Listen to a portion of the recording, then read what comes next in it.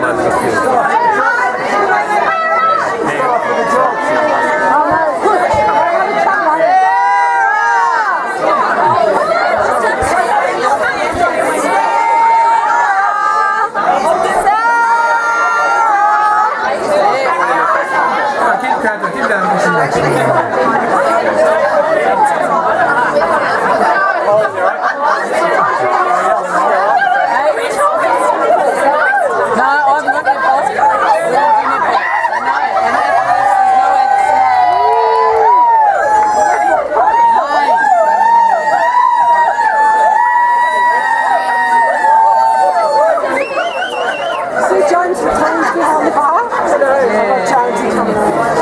Is that loud enough at the back?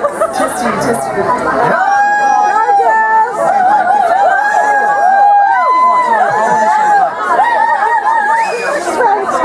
So know how you feel? God, this crowd's crazy. All right. I'm missing out. I'll tell speeches. Good, you guys did great, I have to admit. All right, thank you. Attention, please, according to my speech.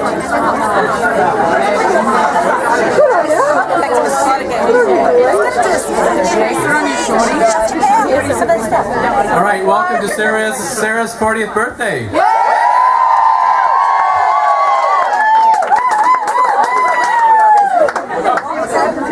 All right, we're going to do a few brief speeches. Well, mine will be anyway. I'm not sure about Sarah's, but we'll see how we go. Well, the band takes a break.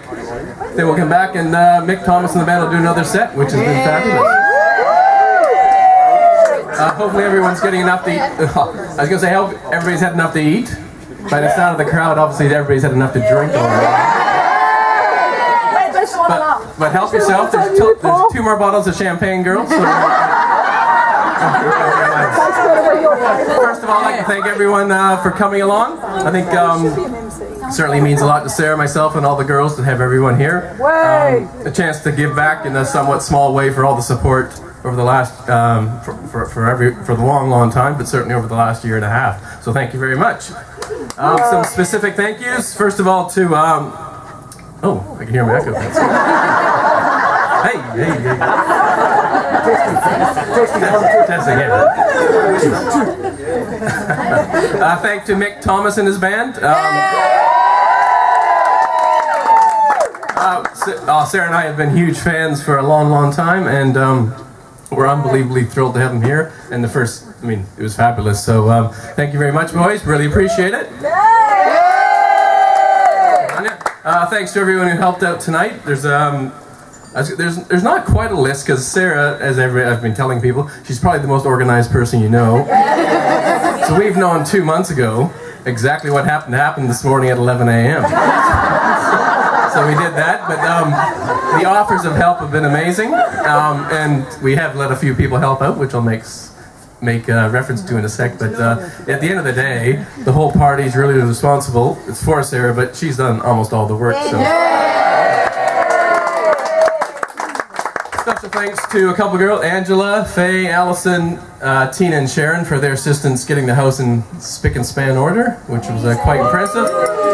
And not more importantly, but obviously thanks to all the boys, Marty, Paul, Sam, and Grovesy, for fixing up the backyard. It hasn't looked that good since the auction, actually. Special thanks to Laurie Videcki, who did, he came, supposed to be a quick job for him, but he seemed to spend all morning, so he did all the lights, the beautiful lanterns, which I wanted all along. I always said I wanted them. Don't lie, Paul, don't lie. And special thanks to the Demichis came and helped out a lot. You'll never believe what they helped with. They got the grog sorted out. Special thanks to Enzo and Mary. That was fantastic. It was a big help. I think there's still half left, so that's always good. Right. So now to the important thing. I'd like to say, now to Sarah. I think it says yes. That wasn't meant to be true. What can I say? But I think the turnout and the offers to help reflect how much everyone thinks of her. So Sarah Jane McMahon was her maiden name. Was born on 3rd of April 1972. to proud parents, Heather and Phil McMahon. So if they're here, a big cheer for Heather and Phil. A sister for Karina, Yvonne, and Andrew. And another little one came along later, little Michael. I think he's here around. So I had a quick reference to see what happened on that date. The population of Australia was 13 million. Growing a bit. And the Prime Minister, more importantly, was a William McMahon.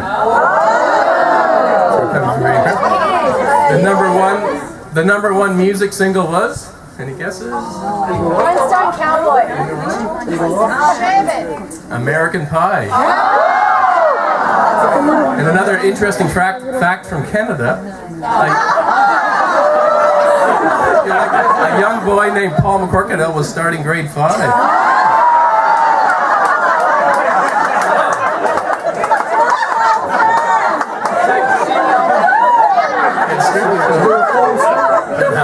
Start school very young. Year 5. All right, Sarah will fill you in our early years before she hit 20. But we first met 20 years ago, which is hard to believe. And although the truth be known, Sarah was not completely enamored with me. Something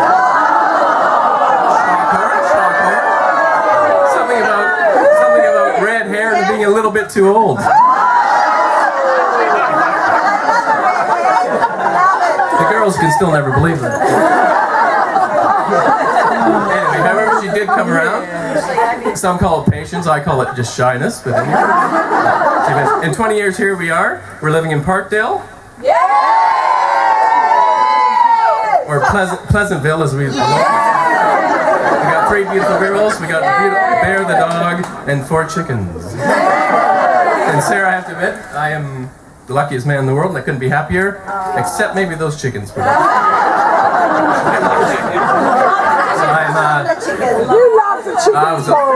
I thank her sister. She's not here right now, but thank her sister immensely for setting us up. That's for sure. Sarah's certainly an amazing person. One of her best traits, obviously, is her kindness and generosity to everyone. And she's always willing to help out and thinking of others. A good example is the lolly hunt at the Fete. And, that's her little baby. But no matter how miserable or sick she's been feeling the last couple of years, it has to go on. She's there to organize it, set it up. It's quite amazing what she does. And I think that just shows she's so concerned about doing it for the school that she does it no matter how badly she feels. So, well done. All right, that's just one example of how strong she can be. And not to get too, but Self and the girls are incredibly proud how brave she is. So in ending, yay! I'd like to thank Sarah for being a beautiful wife, a fantastic mom to the 3 girls, and a great friend to everyone. So happy birthday! It's a celebration, don't forget, so enjoy the party and drink up. Sarah.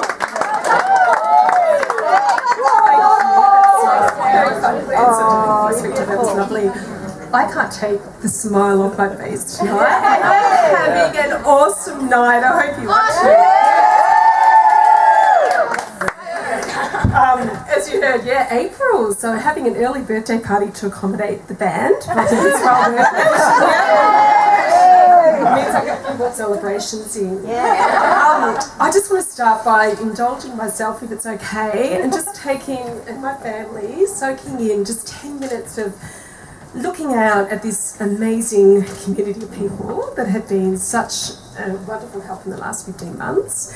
So we just want to look at you and soak you in and, just appreciate. Thank you for everything you've done for us.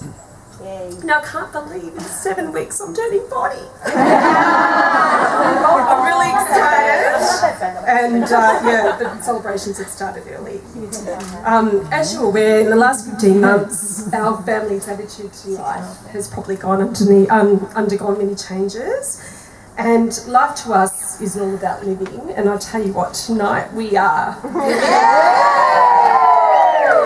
A couple of years ago I was having a workout at the local gym, Curves, which lots of you girls are Curves members. And I happened to look, they have a birthday wall with a little saying underneath everybody's birthday for that month. And I happened to be doing my workout and looking up, and it had a beautiful saying, and it said something like this: "Getting old is a privilege denied by many." Well, at the time I thought, wow, what a powerful quote, and I realised, you know, how important that is, and that everyone should celebrate and enjoy every birthday. And I want you all to promise me tonight to never complain about getting old. Enjoy every birthday and soak it in. Now, you don't need to hear my life story, but I will talk about it. Little, I grew up one Turner into a very loving and nurturing family. I was baby number 4, and I grew up very much looking up to my big brothers and sisters. This all changed when Mum announced that there was a baby on the way. And I wasn't too impressed by this. I think I cried every time someone mentioned it. And all the teachers at school would say, "Oh, isn't that beautiful? You know, the little baby on the way." And I'd be like, "No, I don't want a baby in my house."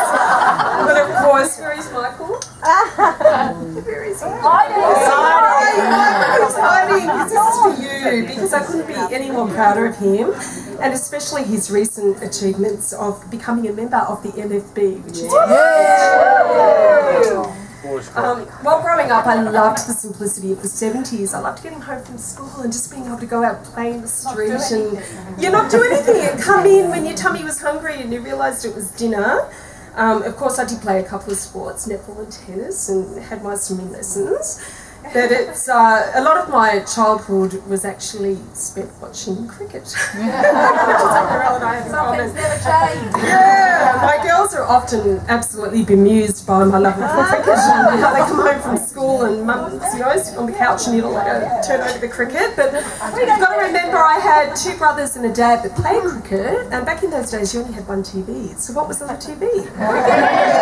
So you have to either love it or hate it. And many of our teenage summers were spent going to the cricket and coming home, or possibly getting as close to Bay 13 as we could, and coming home covered in beer and sunshine and just loving it. As a little girl, I also loved playing with my dolls, and Mum would say I would spend many hours playing school with my dolls. So it was no surprise when I finished my BCE that I would go to university and become a teacher. It was obvious in a few weeks into teaching that I'd found my vocation. I absolutely loved my teaching and enjoyed it until the day that I retired at the end of last year. Retirement's been really hard for me to accept. It's taken a little bit of time.